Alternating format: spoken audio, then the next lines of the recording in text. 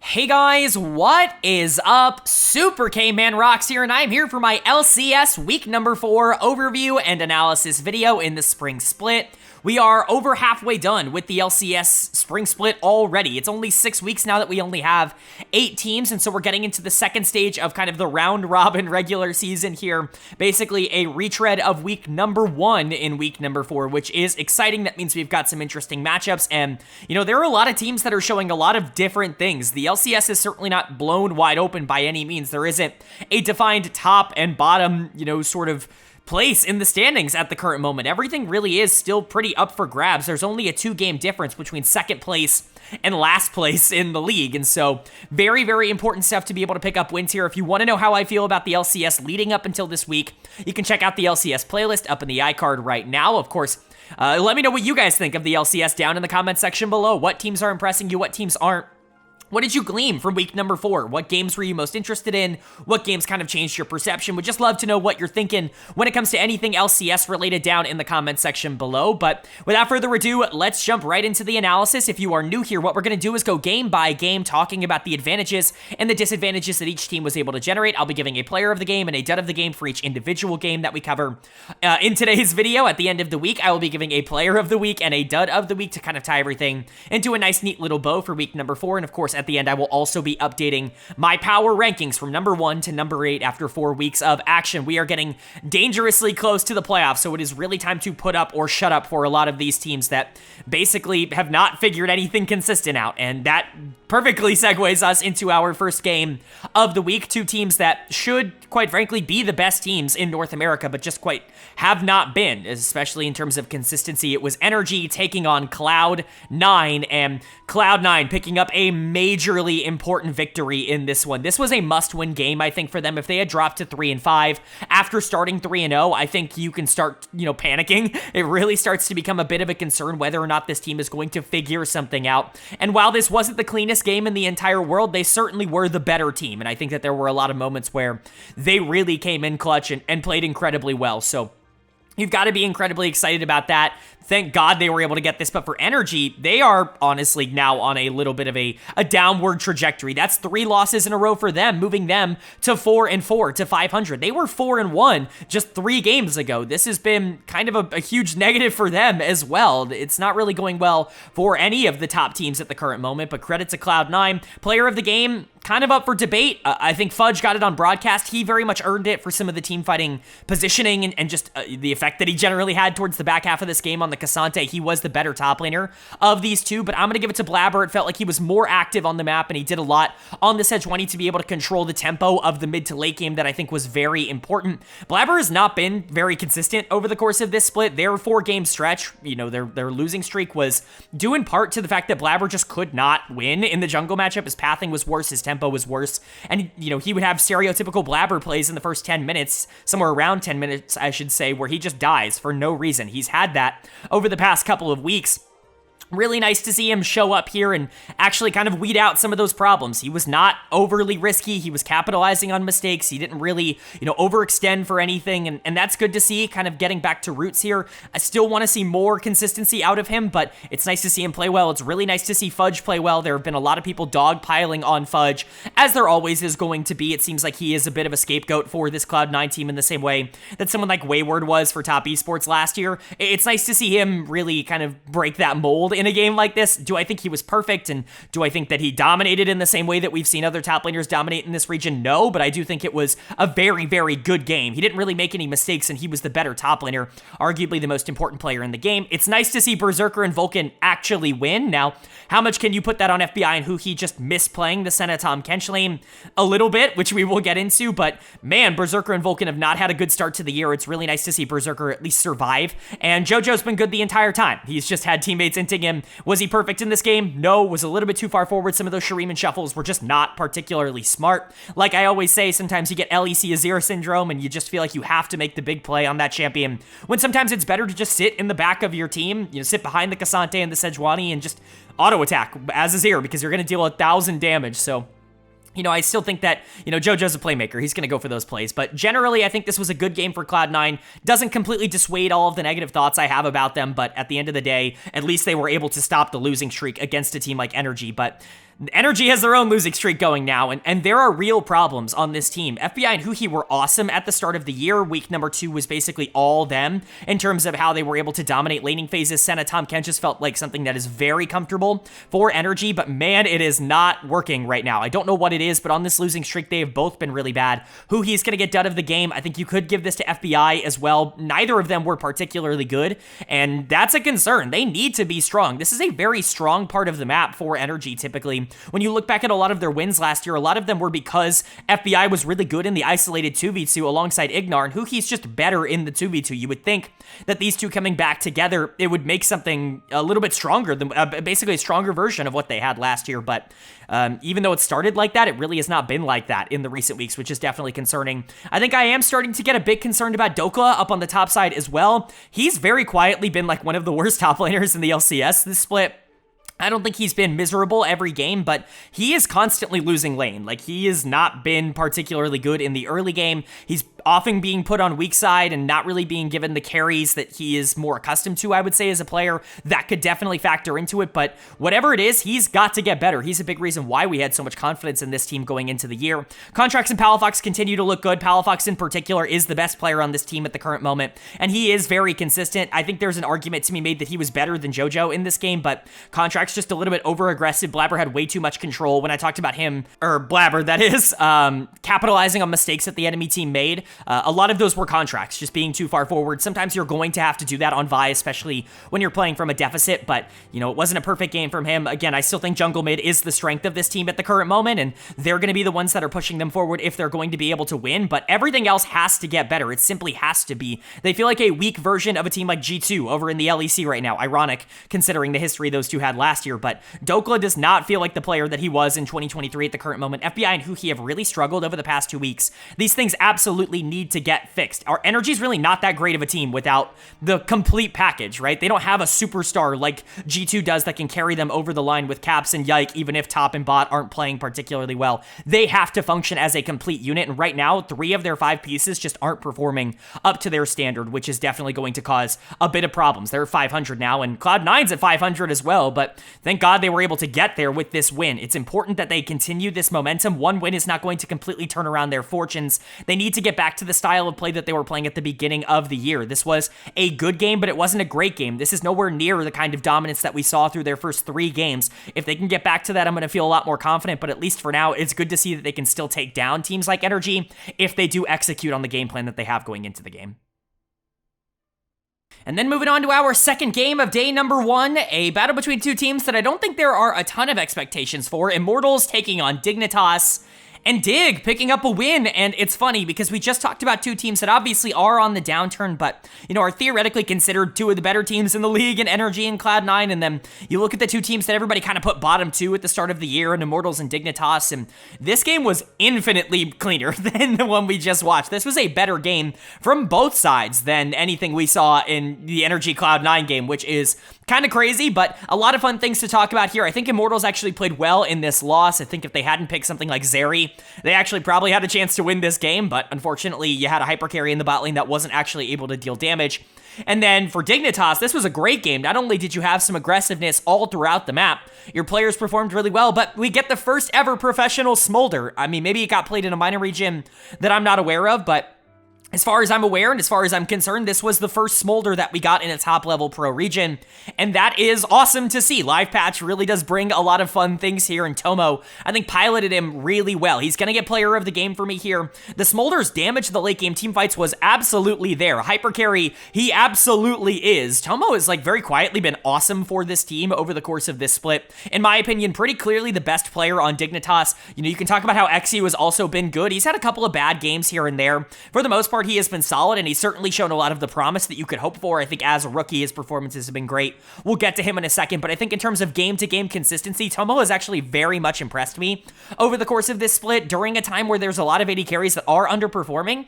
Is it really crazy to say that Tomo's been like a top 4 ADC in the LCS this split? Maybe top 3? Like, he's kind of been in that conversation, even with Dignitas losing games. I think he's actually had a very quietly great split, and he played the Smolder very well. He's very good in late-game teamfights. That aggressiveness that he was brought on to this Dignitas team 4 is definitely coming through, and it's really nice to see. I think he helps out this team a lot, and I'm glad to be proven wrong. I didn't really think he was going to break out this year, but here we are. He's actually performing really well. XU is definitely the other player that you want to shout out here on the rel. A lot of fantastic engages. The aggressiveness is also shining through from him. I think he's really starting to find his groove here on Dig.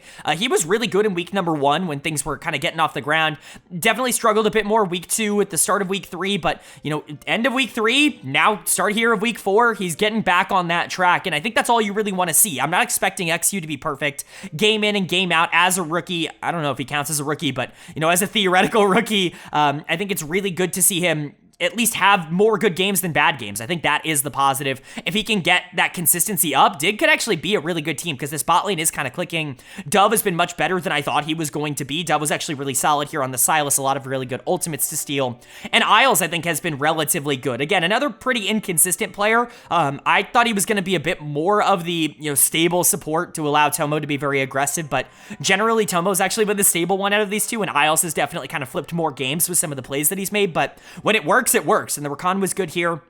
The only player that I actually have concerns about really on Dig right now, I mean, I'm not sold that Dove is going to be a star, and I'm not sold that Isles is going to be a star when it comes to trying to make top 4 or anything, but Rich has actually really underperformed this split. This is a player who, like, really fit the LCS style last year, was very good, was basically the hard carry for this Dignitas team down the stretch in summer, and he has not been good in this spring split of 2024. He gets to play Yone here, something that he can be aggressive on, and his laning woes have very much come back to bite him. He's always been bad laner, good team fighter. That's always been the scouting report on Rich, very similar to a player like Impact, where you put up with the fact that he's maybe not the best laner in the entire world because he is one of the best team fighters that you can get at this level. Unfortunately, like, the problems in lane have really been exacerbated by good top lane play from other teams this split. Castle is actually a really good player. He was the best player on Immortals this game, and he stomped Rich in lane. It was really not good. Rich simply has to be better. He's supposed to be the carry, the veteran presence on this team, and it is very much not coming through. They are relying a lot on bot lane to be able to win them games because topside is just not doing well. If Dig actually wants to be able to compete, they're going to have to step up on that side of the map, but still a relatively good game from them, and they played this very cleanly. Their macro was good too, so way to identify win conditions, and some of these players really are overperforming. And then for Immortals on the other side, I was really kind of starting to feel this team at the end of week number 3. I wasn't all in on them. Obviously, having them at number 6 is certainly not all in, but it really did feel like they were the best of the rest, and while I didn't exactly lose that entirely here, they still played a relatively good game. I did want to see them win this, and they just couldn't. Tactical's going to get done of the game because the Zeri was genuinely useless in this one.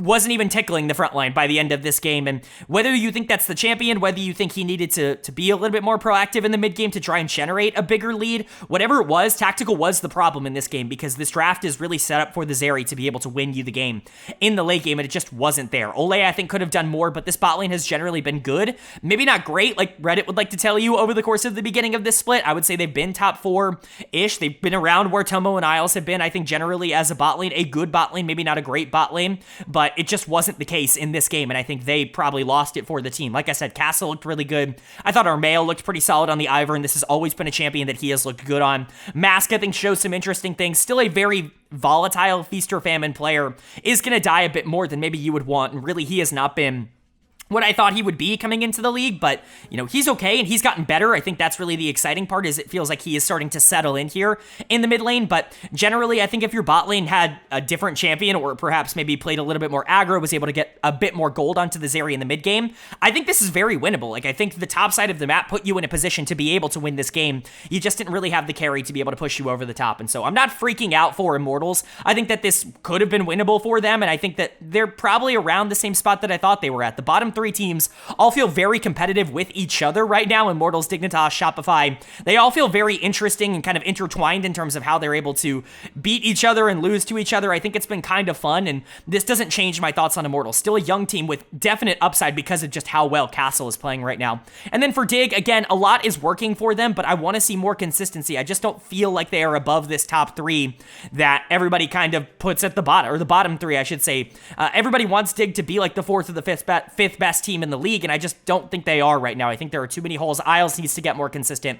I don't really trust Dove against the best mid laners in the region, as we've seen, and while XU has been really good, He's also had some bad games, and that's mostly going up against really smart junglers who can just snowball games very quickly, just outpacing him in the early game. But Rich has not been up there. You know, there are concerns with Dig, but Tomo's been very good. XU, for the most part, has been very good. And I like Isles as a player. Dove has been better than I expected. I think there are positives to Dignitas, and I think them going into the next couple of days at 3 and 5 is really not the worst case scenario for them.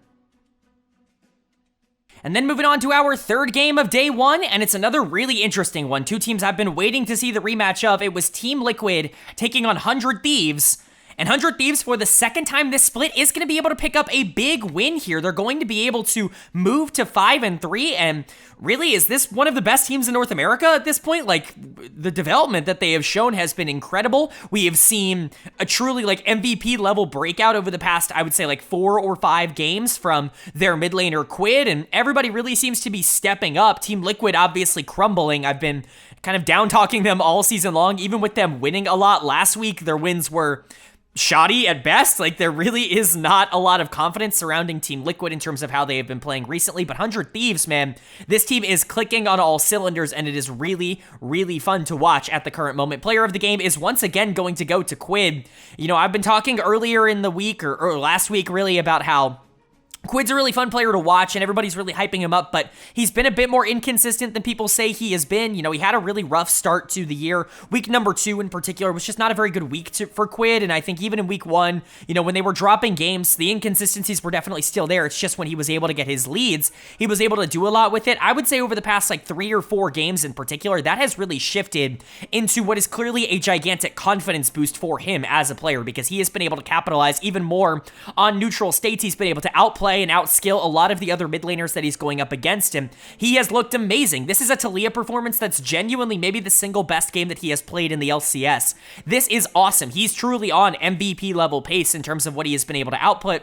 Do I think he's definitely going to be able to win that? I don't know, right? Like, there's a lot of players that are playing well, but Quid halfway through the season, it's been really, really good. This is even more of a second-year jump than you could have ever expected, I think, from a player like this. He was great. Meech was also fantastic in this game on the Varus. I think he's going to go undersold for just how solid and stable he has been in the bot lane. Maybe he hasn't been a star. Maybe he hasn't won a ton of games for this team in the same way that you're getting some of the other AD carries just stepping up and hyper carrying some games, but he has been very good in every single game that they've played, and I think what's more important is that he has been very good without really any resources on this team. He has basically been isolated weak side on the bottom of this map, and he's looked amazing in that role. It's really impressive. Meech has exceeded my expectations, I think, early on into this split. He was somebody who, coming up from the NACL, was a bit volatile, so I didn't know what we were going to get out of him from his first year in the LCS, but it's been great from him. Sniper also continuing to improve. His laning needs a bit more fine-tuning, I will say. I think he just needs to get a bit more comfortable in terms of the plays that he can and can't get away with, but his team fighting has actually been tremendous. And that's honestly the opposite of, I think, what we all expected to see from him. We all kind of thought that he was going to be a good laner, bad team fighter. It has really not been that. It's really good to see Sniper play well. And for the 3 players that were shouting out in this game to be the 3 young, you know, developmental rookie players for 100 Thieves, that's amazing. They're 5 and 3. They're in second place right now in the LCS. That is massive. Very good stuff from them. But for Team Liquid on the other side, this is just not a very good League of Legends team. Don't let their record fool you. They are not good in their current state. It's almost to the point where I'm considering it a bottom 4 instead of a bottom 3, because Team Liquid just doesn't feel like they are able to compete with other teams. There are positives to this team. I think Impact is currently playing well. Do I think he's a star? No, but I think he's been pretty good. I think Jan and Core, for the most part, have been okay. Jan has had some really bad games, but take out the 2 or 3 really bad games, and the other 4 or 5 that they have played have been generally fine from him. He's been able to survive in lane and, you know, maybe not be the best team fighter in the world, but, you know, not be the problem for this team. But jungle mid is a huge issue for Team Liquid right now. is just not very good. He's going to get dead of the game here. I'm not going to pat myself on the back too much for this, but I think we all could have seen this coming. There were a lot of fans in the LCK, but his performances never really matched the level of hype that he brought to a team like Bro. Very inconsistent player. Like I talked about in the LCK, we'd have 3 or 4 games here where he would dominate, and in the other 16 to 20 games, he would just not be very good, and that's unfortunately definitely the version of him that we got on Team Liquid. His early games have been bad, and that has very much caused him a problem. He was not good in this game, and APA has taken a major regression. He has been one of the worst mid laners in the LCS. There is no way around it. You know, I was a little bit defending, I was defending APA a bit on this channel. I said that there was a real possibility he's going to come into this year and be like a middle tier mid laner, like somebody who is competent enough to play at the LCS. I saw a lot of people just calling him a one trick, but the development track has just not been there. He's really not been able to keep up with the other good mid laners that are taking, you know, leaps over the course of this year. It's been a bit of a problem. I think there is talent on this team, but when your best players are Impact and Yawn, and no offense to either of them, but they're not like solo winning games. Like they're not the players that you want as the best players on your team. Like that's one of the worst teams in the league. It becomes a bit concerning. I do think it's good that they were able to capitalize on some of the mistakes that other teams were going through. Teams like Cloud9, teams like Dignitas that were going through their own problems, and they were able to scrape by wins and get a better record because of that. But I really don't think this team is going to be all that relevant, especially if they do make playoffs. I think this is just going to be an easy out for basically anybody who runs into them. And then for 100 Thieves, you know, this is a genuinely good team. They are a top 4 team at the very least, and especially with teams like Energy and Cloud9 really struggling right now for what is essentially, you know, no reason. Like, you know, they have their own problems and they feel very real. Like, who's to say 100 Thieves isn't the second best team in the LCS at the current moment? They play aggressive, they're really good at team fighting, and they have a lot of positives. You have to wonder if the wheels are going to fall off this team eventually, but right now, honestly, everything that we've seen from them has been very encouraging. And then moving on to our 4th game of day 1, the final game of the first day, the first half of the week, and it was FlyQuest taking on Shopify Rebellion, number 1 versus number 8 in my power rankings, and it's the LCS in 2024. You know how this game went. Of course, Shopify Rebellion ends up winning it. Is anybody even surprised at this point? Shopify has now had 3 wins this season, and they're against FlyQuest, Cloud9, and Energy. It's the 3 teams that everybody thought would be the best in the region, and that's just the only teams that Shopify can actually go out and beat. Fly looked very consistent over the course of their 3-0 week last week, and they were they look like the best team in the LCS, the most consistent. Here they are losing to Shopify for no apparent reason. This is just what this team does on the other side of this, and this has just been how the LCS has gone in 2024, but I guess I can give some analysis on what exactly happened in this game. I think Shopify is actually a very talented team. I think they've just kind of gotten in their own way. They've had a couple of members that have underperformed a bit at the beginning of the year, and I think they just needed to simplify the process. That's what I was talking about last week when they were picking up wins. Is it really felt like this team plays a lot better when they start to simplify the process. Put Insanity on Orianna. You don't need him on Sion or Aatrox or, you know, whatever Graves in the mid lane in order to win the game. He can still play mages at a super high level, and I think making it a bit easier on the rest of the team to be able to play around that is going to help. Fake God has really struggled in the top lane, but give him something like Aatrox where he can just kind of do his own thing in the early game. He has a lot of early trading power, and it's still going to be useful in the late game. Give Boogie a lot of potential to move around the map early, and let your, you know, bot laner who's been playing really well shine. B-Boy's been awesome across this split, and so that's exactly what they did here. Boogie's going to get player of the game in the jungle because the Wukong was absolutely everywhere. He torched FlyQuest in this game. I love Inspired, and I think he has been amazing across this split. He's been amazing basically every time he has played pro, like very quietly one of the best Western junglers ever, but Boogie made him look bad in this game, quite frankly. Inspired did not have a very good game. He lost control of the jungle very quickly, and we're not really seeing a lot of Wukongs in pro play anymore. It's kind of a champion that's been phased out a bit more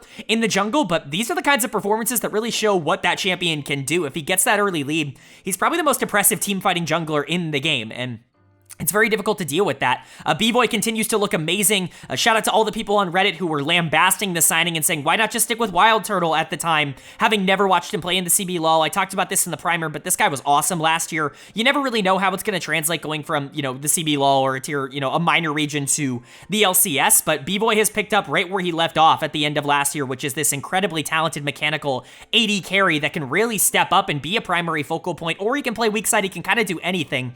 Very valuable and honestly very versatile. Very good player. Zeyzal, I think, has been playing better as of late, and Insanity played really well on the Orianna. This is obviously something we know he can do. It's not like he can only play the weird picks that he pulled out for a lot of last year. He's just a good mid laner, and I think, like I said, simplifying the process for Shopify is always going to be better. This is a genuinely good team in terms of the talent that they have at their disposal. They've underperformed a lot at the beginning of this year, but this could be the turnaround that they need. Again, we've been saying that about Shopify. They keep picking up wins against good teams, and then losing to the bad ones. Maybe they're just destined to be very hit or miss and then miss the playoffs as a bottom 2 team. We'll end up seeing. But for FlyQuest, again, I'm not going to freak out too much. Everybody's kind of owed a weird loss in the LCS this split, and this is FlyQuest's. Their only other loss has been, a relatively good one to Energy, who was playing well at the time. But, this is a good FlyQuest team. I'm not freaking out too much. A couple of things just went wrong here. Dead of the game is going to go to Masu. If you are looking for something to be concerned about when it comes to FlyQuest, I don't think Masu has necessarily taken the reins in the way that you would want immediately. I put him as my number 3 AD carry in the region at the beginning of this season. I thought he was going to come in and immediately show that he is one of the best ADCs in North America. It just hasn't quite happened like that. I think when he's given more resources, it hasn't exactly looked amazing.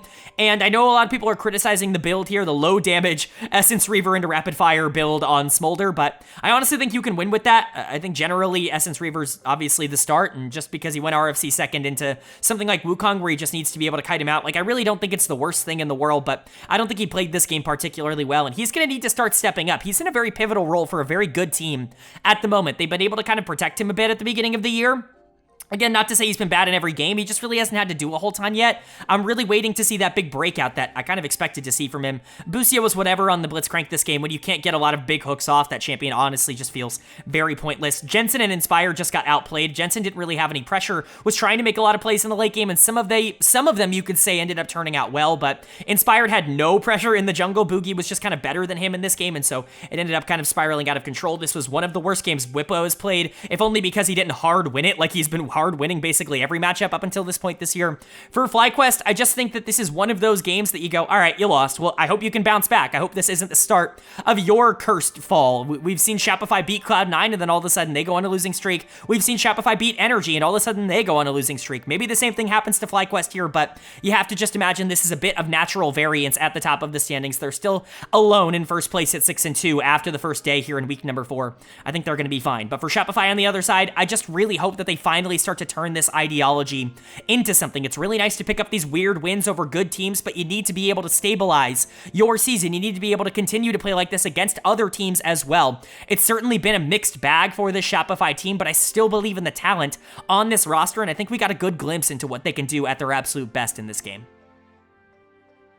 And that's going to bring us to day number 2 now of LCS week number 4, and we kick day 2 off with a banger. Truly one of the best games of the week and of the year so far in the LCS. Cloud9 taking on 100 Thieves. And 100 Thieves is going to pick up a massive victory in this one. A brilliant game coming out from them. There were a lot of great plays made by both of these teams in this game. I know some people are going to look at this and say, wow, Cloud9 staying below 500 after 4 weeks. This team must be awful. This must have been a miserable week for them, but they were able to beat Energy, and honestly, they had some fantastic moments in this game against 100 Thieves. They just couldn't quite keep it the whole way through. There were some problems, I would say, in the late game. Their team fighting was just not nearly as good, and honestly, 100 Thieves had the best player on the Rift in this one, and that was massive for them. Player of the game is once again going to Quid in the mid lane.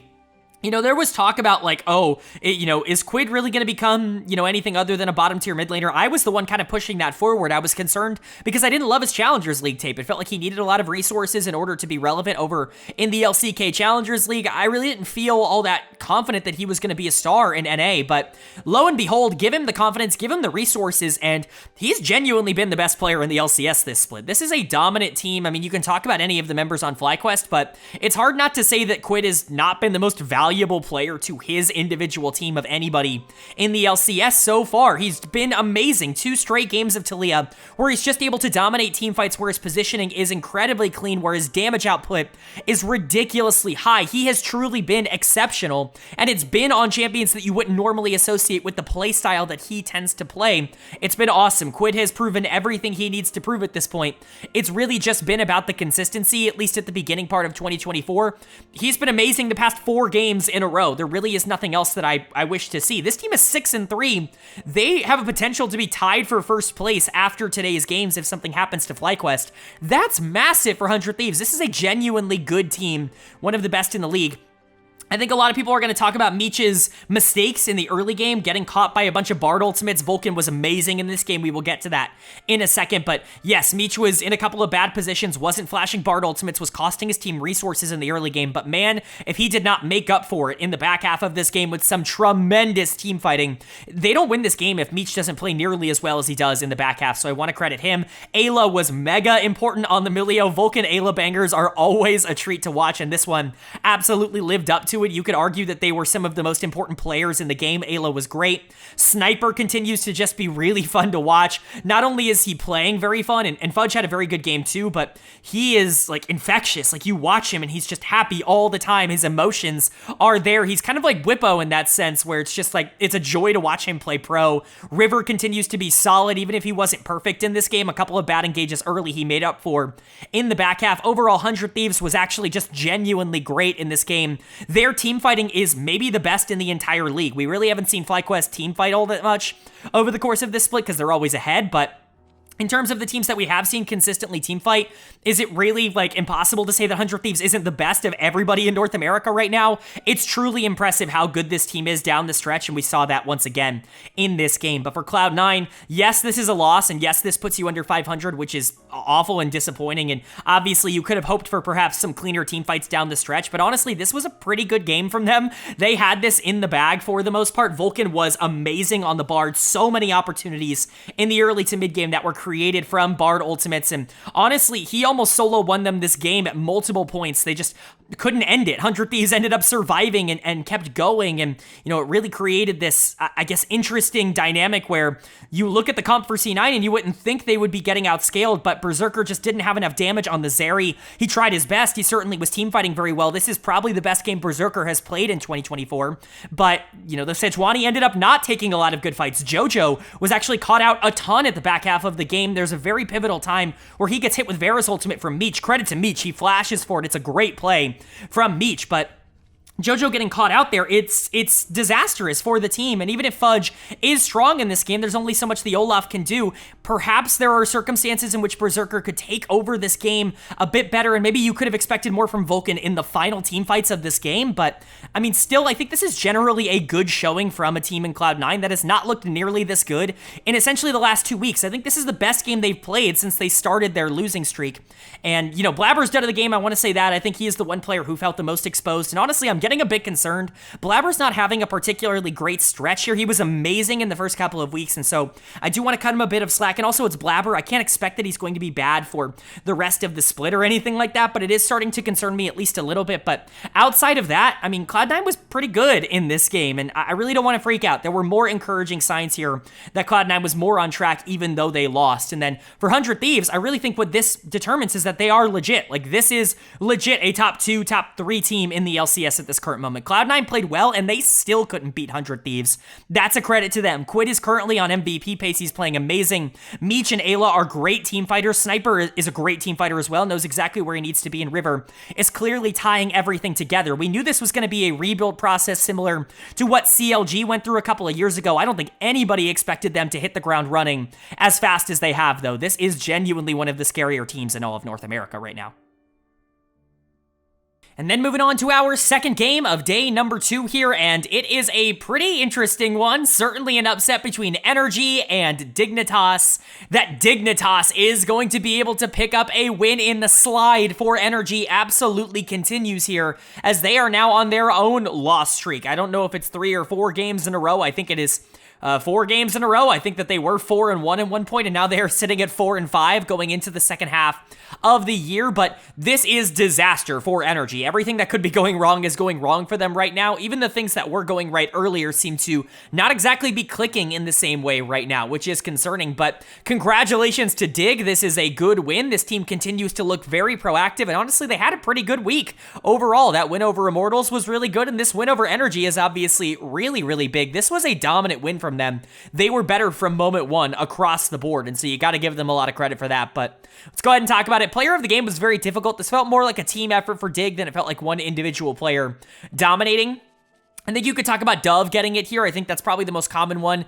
He was the one making a lot of the flashy plays, and I think Broadcast ended up giving it to him. But I'm going to give it to XU on the Ivern. I think XU has actually had a really good second half of the year up until this point. I think, obviously, I gave him the dud of the week in week number 2. Overall, it felt like Dig was just kind of floundering, and he was a big reason for that. Losing a lot of pressure early and not being particularly relevant, in the mid to late game. But he's actually been really good over the past couple of weeks. I think he's actually stepped up in a really major way, and he's really kind of finding his comfort zone, I think, at this level. Same thing with someone like Isles, who I've actually been kind of critical of over the course of this split. I love Isles, and I think that's the reason I've been a bit critical, is because I thought he was going to be, a really good support basically from moment one, and there have definitely been some speed bumps for him, but he was really good this week in both of their series. I think he's really learned how to play off of Tomo's more, go-in style, the 2v2 style a little bit more. And I think that's really helped out this team a lot. XU, Isles, and Dove were definitely the standouts here. I think Isles is engages on the Nautilus, Dove dealing the damage on Trist, and then XU just generally controlling the map on Ivern and helping out that Tristana a ton. Whoever you wanted to give player of the game to out of those 3, I think that's relatively acceptable. I think all of them played well. Tomo continues to look great. He went deathless in this one. He's genuinely been one of the better ADCs in all of North America. Good to see, and Rich finally had a very good game. It comes at the expense of a player who's also struggling on the other side of the map in the top side in Dokla, who we obviously will get to, but it's nice to see Rich play Cassante, win lane, be relevant, and just generally be strong in team fights. Even though he really isn't the focal point for this team at all, they're really not even trying to give him resources. At least we know he can be relevant if given the right opportunity. So generally, honestly, a pretty good showing for Dig. I really like what they were able to do here, and I hope that they're going to be able to keep it up. But for Energy on the other side, this is disaster. I mean, truly, it doesn't get a ton worse than this at the current moment, as you're kind of going through your own Cloud9 skid right now in the middle of the season. I mean, every top team just can't seem to have any sort of consistency. It just doesn't really matter. We've been talking about how Dokla, FBI, Huhi have really let this team down over the past couple of weeks, but in this game, yes, Dokla was also bad, and he's going to get done of the game on the Zac because it really didn't work, but it was Contracts and Palafox's time to not play particularly well. Palafox has really been the best player on this team over the course of this year. I think we can all kind of agree to that. And Contracts, I think, has definitely had his good moments and his bad moments, but it's been mostly good, and he's really a big factor when this team wins. But man, it's just not working in its current state. They both looked really, really bad in this game. Dove outplayed Palafox for sure, and XU absolutely outjungled Contracts. There are some real concerns starting to develop with Energy, and I think, to me, these are deeper than the ones I had with Cloud9. Cloud9, it really did feel like they had playstyle problems. We know that that team is talented enough to be able to dominate teams. We saw them do it at the beginning of the year, but Energy has always been a little bit better than their opposition, not only because they are talented, but because they play together as a unit, and that really seems to be falling apart a bit right now. Obviously, we've seen this team struggle. They started like 1-5 in summer of last year and then went on to win the title, and so I'm not concerned with a little bit of a losing streak. I just really hope that they're going to be able to figure out whatever the problem is at the current moment, because I would be lying if I said it wasn't a bit concerning that they look so bad right now. FBI and Huki actually played relatively okay, but you're playing a scaling bot lane, you're playing Smolder, you're playing something that needs to sit back and wait to get strong while Trist, Ivern, and Nautilus start running the map basically everywhere, winning everything, and the game is then over in 27 minutes. It's not really what you want to do. I want to see more aggressiveness out of this Energy team. I want to see jungle mid get back to some combos that can really start to take over the game in a way that Nocturne Orianna just can't. You're not going to have the same kind of pressure. I want to see assassins for Palafox in the mid lane. That's really what I'm asking for. But if Dokla continues to struggle on the top side, this team's going to struggle. He was a very big piece for them last year, and his underperformances, I think, have really hit hard, but you just gotta hope Energy's gonna be able to bounce back. They've not been very good across the last couple of weeks, and things have to change. But for Dig, a really good 2-0 week for them. They're at 4-5. They're at the same record as Energy right now. Like I said, it's pretty ridiculous just how close the standings are in the LCS. We went into the week's 2 games separating second from last. Like, that really is where we are at. Dig had a really good week, and that immediately puts them into relative playoff contention, which is crazy to say. I think this team could be a top 6 team. Again, I don't really know where the bottom 3 end up lying. One of those teams is going to make the playoffs. Hell, 2 of them might make it if there are even more underperformances. Dig has put themselves in a pretty good spot to be one of those teams, but we've been through this idea of Dig having good weeks before. They did it in week number 1. They couldn't maintain that momentum. It's going to be really interesting to see if they can do that going into the week 5 and the week 6 after this, but this was a good sign that a lot of the positive traits that these players have is definitely still there. And then moving on to our third game of day number 2, and it's another pretty decent one here between Team Liquid and Shopify Rebellion, but no voodoo magic for Shopify in this one. Team Liquid is going to take it very cleanly in 26 minutes. This was a dominating performance, and a lot of it comes off the back of exactly what we've been asking to see from Team Liquid and from these players, basically the entirety of this split, which is just aggressive play. Take control of destiny into your own hands. I'm tired of these, 5-3 wins that Team Liquid has been able to eke out, because teams that they're playing against are also being passive against them. I want to see them take the reins and kind of push themselves forward in a way that a team like 100 Thieves has also been able to do, and that's exactly what they did in this game. Shopify did try something. They were able to catch out an early invade from Umti, and it felt like they were in a decent position, but after that, Umti said, you know what, no, I'm going to keep going in. The reason I'm not succeeding right now is because I'm not playing aggressive enough, and so let's just go invade over and over again on the Xinjiao. Let's take away as much as we can from the vibe, and let's really try to get this gold lead super ahead, and that's exactly what happened for Team Liquid. This was a great game for them. Umti is very clearly player of the game in this one, a psychopath in the jungle. This is the Umti that everybody was hyping up coming over from the LCK, and I certainly don't want to dissuade the fact that he did have these kinds of performances more than people think over in the LCK. He did have games where he would go out there and just win the game in the first 5 to 10 minutes because of the aggressiveness that he's shown. His pathing is typically very good, and he knows when he can go in and play really aggro in the jungle matchup. The problem is that is not the version of Umti we really got on Bro for most games. He really wanted to play for his laners. I think it's a mentality thing for him. It just never was consistent enough, and that's why I really wasn't surprised when he came over to North America and kind of didn't have that style with him. He was a lot more passive with a lot of players around him who are known for being a bit more passive, but if he's going to take some destiny into his own hands, that's going to be massive. I don't want to freak out too much about this game because, again, Umti had games, like little sprinkles in the LCK where he would show this kind of form. He just wasn't able to keep it up really at all consistently in the LCK. And so, yes, I'm really glad he did it here. This is exactly what he needs to be doing, but I need to see him do it consistently before I just say that Umti has completely turned it around. This was a good performance, though. Credit to Jan and Core. The Senna Nautilus really does work for a bot lane like this that wants to be able to just kind of play their own role, doesn't really need to dominate. B-Boy and Zeyzal really lost for the first time as a duo, and I think that was very clear in this game. Credit to them. Jan really is a very good laner.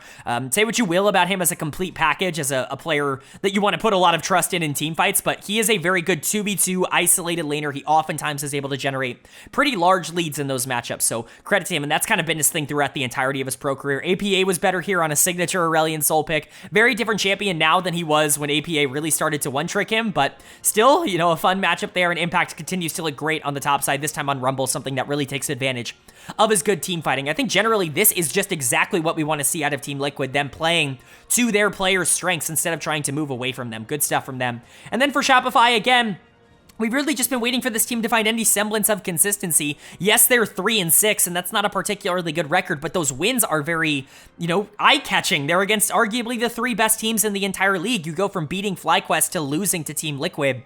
It's a little bit frustrating, and it really does feel like this is the new version of a team that just wins against the good teams and loses against the bad teams and is overall just not very good at the end of the day. Dud of the game is going to go to Boogie in the jungle. He got player of the game earlier. Same thing with Umti. Both of them get to flip their players and duds of the game to the other side around in this one. Boogie got completely out-jungled. Umti was consistently invading, taking a lot from Boogie, and he just didn't really do anything to stop him. Not that there is much to do on the Vi, but he was completely neutralized in this game, and it made it basically impossible for Shopify to be able to win. The Vi was so far behind, was never able to keep up in the macro or in the team fighting stage. It just wasn't very good. I do think there are positives. I think Insanity actually was able to pick up some gold in this game, and his laning into APA was strong. APA is a pretty weak laner, and yes, it's Aurelion Soul, but Ori, I think, did a good job. Everybody else, though, not so good. B-Boy and Zeyzal, like I said, lost for basically the first time as a duo in the isolated 2v2. B-Boy's always been a bit more of a team fighter, but he was never really able to get to that part of the game. Obviously, things got out of control. I'm willing to give both of them a pass. Fake God continues to lose in lane. He has actually been genuinely very bad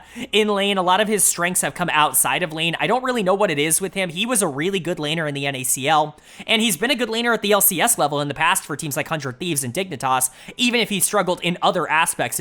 I don't know, it's a confidence thing. It simply has to be, because he's not been good, again, at the LCS level, and it's starting to get a bit concerning. It felt like he was getting back on the right track at the end of week 3, but This is another performance where you're going into a relatively weak laner in Impact and just not being able to keep up in a matchup that, honestly, you should be able to keep up in. It's definitely disappointing, but I just don't really know what to get out of Shopify here. I still believe in the roster here. I think Insanity's getting back on the right track, playing mages again. Boogie is very hit or miss, but for the most part, you can feel good about him. And Bvoy and Zeyzal do feel like a good bot lane, but I don't know. Everything's just not coming together to make a good team. Them getting blown out here is certainly at least a bit concerning, and I think you would have wished to see something different, but it is a nice win for Team Liquid, getting them above 500, 5-4. They're significantly worse than their record would entail, but getting that record is still an accomplishment for them.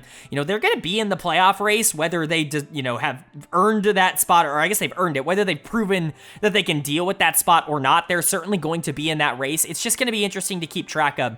Is this a top 4 team in North America right now? I really can't tell you that. This win certainly doesn't change my thoughts too much on that, but if they continue to play with this style and this way with the aggressive early games, I think they could absolutely get there very soon.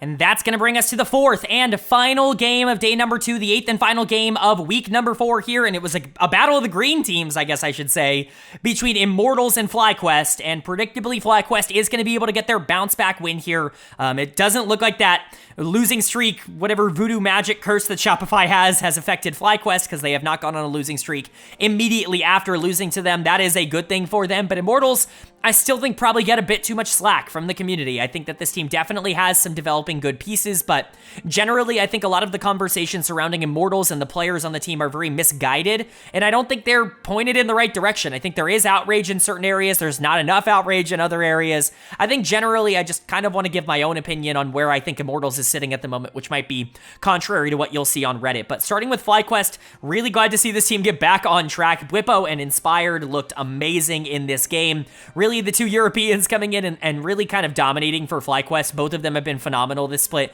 Jensen has been really good as well, and so has Busio, and Masu's been mostly good. He's just had more, I guess, up and down moments than maybe the other players, but it's really been Bwipo that's been the best player on FlyQuest. And, I talked about Quid being an early frontrunner for MVP. I think Bwipo is the one that is contesting him the most at the moment. He's going to get my player of the game here. It's just really fun to watch Bwipo feel very unleashed. He was 0-0-0 for I want to say 20 minutes of this game. Maybe I'm wrong, but he got 5 tower plates and just completely gapped castle in terms of the laning phase, was able to get super strong. And then when he did join team fights, he was genuinely unkillable. It was very difficult to end up dealing with him. It's the classic Bwipo experience. It's winning in a side lane, knowing exactly what he needs to do, even if he's not able to generate his own individual kills and, be the flashiest player or whatever on the Rift, and then translating that into super big team fight success. It was just a great game, and he has honestly been terrific for FlyQuest, easily the best top laner in North America across this split so far. Inspired looked amazing in this game. Love watching him on Viego. It's his best champion, and whenever he gets it and really gets to get into team fights, get those resets, really start to take over the game in terms of the damage, it's a joy to watch. I think Bwipo and Inspired are an amazing duo for FlyQuest to have picked up. It's worked out even better than anybody could have anticipated on this team. I mean, I was already all in on Inspired. I had him as a top 2 jungler going into the year. He's lived up to that, and I was low on Bwipo, and that was clearly a bad take because he has been phenomenal. Jensen has really come around and is kind of getting back to that form where he really doesn't need to be a focal point in the mid lane. He doesn't need to be the carry that he was on Dignitas last year. He can just be a secondary piece for a lot of these other lanes, and he loves that. He loves being able to get to the late game, play Azir and not really worry too much about laning phase, not worry too much about needing to win and needing to dominate his own lane, because he knows he's going to get a lot of opportunities to team fight at a super high level in the back half of the game, and that's what he did. Masu and Busio were really good here, Busio in particular on the Renata. FlyQuest, this just felt more like what they showed in the previous weeks, the 3-0 in the Super Week. This felt like that once again. And then for Immortals, like I said, I just don't know if the outrage or the conversation around them has been pointed in the correct direction at the current moment. Dead of the game is once again going to go to tactical for me, and I get it. We don't know what ADTF is going to be capable of. This is not the best game to judge ADTF because you're going into a Viego who's getting resets, you're going into an Udyr, but really, what is a good comp for ADTF to get played into? I'm not going to sit here and tell you that this is always a bad pick in every circumstance, because again, maybe it's not. We've seen it work in top lane. Who's to say it can't work in the bot lane? But all I can say is it did not work in this game, and I think a lot of people are pointing to, oh, it was just TF, but this is Tactical's fault as well. He didn't play particularly well in this game. You have to realize when you are a short range AD carry like he was in this game that you have to be able to I guess, maneuver a bit more carefully into things like Renata and Viego and Azir and Udyr, who can just catch you off guard so easily, and he didn't do that. I see a lot of conversation talking about how jungle and top made this unwinnable, and yes, Bwipo and Inspired were good, and Castle had one of his worst games in a while, but Castle's been amazing. He's been the best player on this team across this split, and Armeo, in my opinion, gets a lot of flack for things that aren't exactly his problem. I see a lot of people online talk about how it's crazy that he still gets jobs in the LCS. I just don't know if we're watching the same player. Was he perfect in this game? No, but was he the problem this game? I just don't know how you can come to that conclusion. It would be shocking to me. Mask had another bad game, and honestly, he is a bit of a problem for this Immortals team, but Tactical and Ole have been a lot worse over the past couple of weeks than they were at the beginning of the season. They have good moments and bad moments. I don't understand why they're not lumped into the same conversation. I get that Tactical is a fan favorite. He's somebody that everybody wants to succeed, and he was very good for this Immortals team last year, but he's just very hit or miss. He's not this consistent AD carry that is a top 3, top 4 guy. I saw people on Reddit talking about Immortals last week as the #1 bot lane in North America. It's just not true. Like, Tactical will have good games, but he will also have bad games where he's just completely taken out of it like he did in this one. So, I don't know where Immortals is sitting. They're 3-6. This is a weird team. I think I still feel confident that they're going to be able to pick up games, and maybe they do end up making top 6 because I do think that's a possibility for them. I just don't really know about it, right? Tactical and Ole are such a big part of this team, and Tactical in particular needs to step up if they're going to be able to win, and he's not consistent enough for him to be the #1 option. I like Castle, but when he gets outplayed by one of the better top laners, it's just going to be hard to do anything, and jungle mid, as much as I've defended Armeo, has not been strong, and so I don't know where Immortals sits, but I don't think it's in a particularly good spot. Bottom 2 feels very likely for them. And then for FlyQuest on the other side, top 1 feels very likely for them. The Shopify game was just a bump in the road. They feel really good right now. Bwipo and Inspired look amazing. Jensen's playing great. Masu and Busio are coming along, getting better as the weeks progress. I think Fly really is the most complete team in the LCS at the moment, and, I think going into the year, that's definitely not what we were expecting. With everybody else, Cloud9 and Energy really struggling right now, it's good to see that there is at least one preseason favorite that actually is living up to the hype. All right, but that is going to do it for my LCS Week 4 overview and analysis video here in the Spring Split. Up on the screen, you can see the updated standings after 4 weeks of action here in the LCS. We've only got a couple of ties, and they're towards the bottom of the standings. Of course, those will just be broken alphabetically. No favoritism here in terms of the rankings. On the right side of all of the standings, you can see a couple of things. First of all, power rankings. That's where I personally power rank these teams from #1 to #8 in the LCS. Change is how they have changed from last week to this week in terms of going up or down in those power rankings, and of course the streak that they are currently on. We can talk about the risers and the fallers. FlyQuest staying at #1. Don't think a lot of people are really going to argue that. They feel like the most complete team in the LCS right now, but controversially, Cloud9 moving up to #2. I know this feels weird. They just lost 100 Thieves. Yes, that game was a banger, and that is taken into account, but I think generally this team showed a lot of the things that I wanted to see from them this week. If they go back to their old ways, if they go back to playing really slow and I guess methodical instead of being very aggressive and, on the ball, then I'm going to put them down again. But for now, I actually feel pretty good about Cloud9 moving into the future. I just hope that the results end up matching that. But 100 Thieves is going to move up to #3. There's just no way to deny that right now this is a top 3 team. Hell, this is probably a top 2 team in their current form. They beat Cloud9 after all. They really deserve that #2 spot. I just can't give them that at the current moment. Do I think that they would beat Cloud9 in a best of 5? I don't. And that's really where I'm at. I think they would beat Energy in a best of 5 though, which is why I have Energy down at #4. I just don't have any faith in this team in their current state. And really everybody's kind of taken their turn being the problem on this team, but there are a lot of consistent pieces that need to get better, and until they do, they're going to move down. The only reason they don't move further is because I don't really trust anybody in the bottom 4. Team Liquid goes to #5. They had a really good game at the end of the week here where they were actually able to look good against a Shopify Rebellion team. I need them to continue that. That absolutely has to be able to continue until they show that they can do that over a larger period of time against teams that aren't Shopify. I'm not going to believe that that's going to be entirely repeatable for them, so they're going to stay at 5. 6 and 7 swap. Dignitas was clearly better than Immortals this week, so they jump up to 6. But again, bottom 3 are kind of in whatever order you want. Immortals falls to 7. Shopify is going to stay at 8 because I just don't really know what this team is, but bottom 3 are in whatever order you want. You want Shopify at 6 because they were able to beat FlyQuest?